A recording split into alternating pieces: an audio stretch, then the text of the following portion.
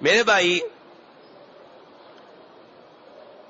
بہت سے علماء کرام کی یہ رائے ہے کہ اگر ایک مجلس میں ایک ہی جگہ پہ بیٹھے ہوئے 3 طلاقیں دی جائیں تو وہ 3 ہی گنی جائیں گی، 3 ہی شمار ہوں گی، اور وہ عورت ہمیشہ ہمیشہ کے لیے اس خاوند کے اوپر حرام ہو جائے گی۔ اور کئی ایک علماء کرام کا یہ موقف ہے کہ 3 طلاقیں ایک نشست کی، انہیں 3 نہیں بلکہ 1 شمار کیا جائے گا۔ اگر 3 طلاقیں آپ ایک جگہ پہ بیٹھ کے دیتے ہیں، بلکہ 100 بھی دے دیں، تو کتنی شمار ہوں گی؟ 1 شمار ہوگی۔ کیا دلیل ہے جی؟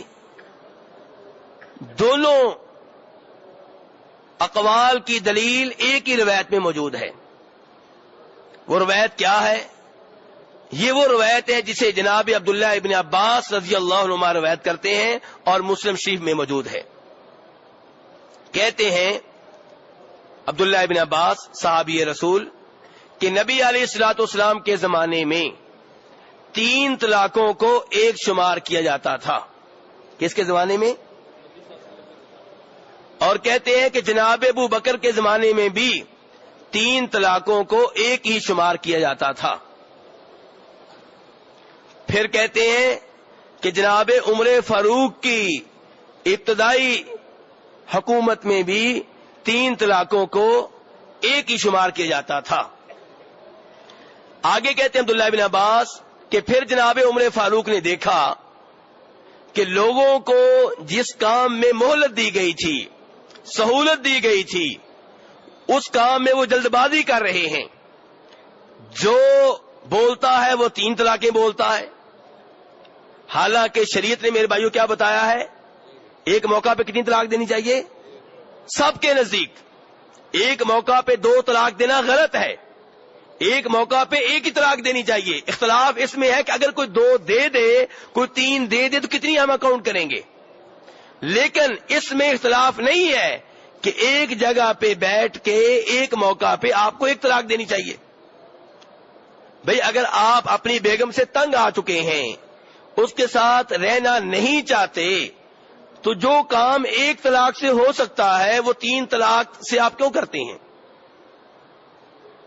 آپ نے کہہ دیا تو یہ طلاق ہے، اب آپ کو انتظار کرنا پڑے گا کتنا؟ 1 مہینہ۔ 3 حیض 3 دفعہ اسے ماہواری آ جائے، جب ماہواری سے فارغ ہو جائے، تیسری ماہواری سے، اب وہ آپ کی بیوی نہیں رہی، اب آپ کا اس سے تعلق ہمیشہ ہمیشہ کے لیے ختم ہو گیا۔ اب آپ کا اس سے نیا نکاح تو ہو سکتا ہے، لیکن بغیر نکاح کے اب آپ اسے اپنے گھر میں نہیں لا سکتے۔ اب آپ کا اس سے تعلق ختم ہو گیا، دوسری طلاق دینے کی کیا ضرورت پڑی آپ کو؟ آپ نے جہاں شادی کرنی ہے کریں، اور جہاں اس نے جانا ہوگا وہ چلی جائے گی۔ لیکن لوگ کیا کرتے ہیں؟ ایک ہی موقع پہ 3 طلاقیں دے دیتے ہیں، اور یہ سنت کے خلاف ہے، یہ غلط ہے۔ لیکن اگر کوئی دے دے تو اب کتنی ہوں گی؟ آپ کو بتا چکا ہوں کہ نبی علیہ السلام کے زمانے میں 3 کو کتنا شمار کرتے تھے؟ 1۔ اور جناب ابو بکر کے زمانے میں 3 کو کتنا شمار کرتے تھے؟ 1۔ جناب عمر فاروق کے ابتدائی زمانے میں 3 کو کتنا شمار کرتے تھے؟ 1۔ پھر جناب عمر فاروق نے دیکھا کہ لوگ اس کام میں جس میں انہیں سہولت دی گئی تھی جلد بازی سے کام لے رہے ہیں، انہوں نے مشورہ کیا صحابہ کرام سے کہ کیا میں 3 کو 3 ہی نہ شمار کروں؟ اور پھر انہوں نے 3 کو 3 ہی شمار کرنا شروع کر دیا۔ تو یہ جناب عمر فاروق کا فیصلہ بطور حکمران تھا، بطور خلیفہ تھا، ورنہ دین تو بہت پہلے مکمل ہو چکا ہے۔ تو آج بھی اگر کوئی قاضی، کوئی حکمران، کوئی حکومت اپنے ملک میں یہ سمجھے کہ یہاں طلاق کو کھیل تماشا بنا دیا گیا ہے، تو ہم بھی جناب عمر فاروق کی طرح 3 کو 3 شمار کریں گے تو ٹھیک ہے۔ لیکن شریعت یہ کہتی ہے کہ 3 طلاقیں کتنی ہیں؟ 1 ہیں۔ عام حالات میں 3 طلاقیں 1 ہیں۔ تو طلاق کا مسئلہ پوچھنے والے اگر سعودیہ کی طرح کسی اسلامی ملک میں رہتے ہیں تو وہ عدالت میں چلے جائیں، جو قاضی فیصلہ کر دے ٹھیک ہے۔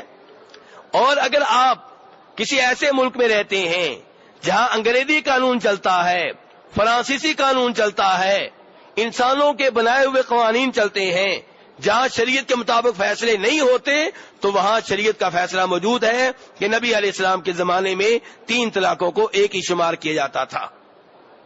اور یہی فتویٰ تھا سعودی عرب کے بہت بڑے مفتی جو فوت ہو گئے ہیں، شیخ ابن باز رحمہ اللہ کا، شیخ ابن عثیمین رحمہ اللہ کا۔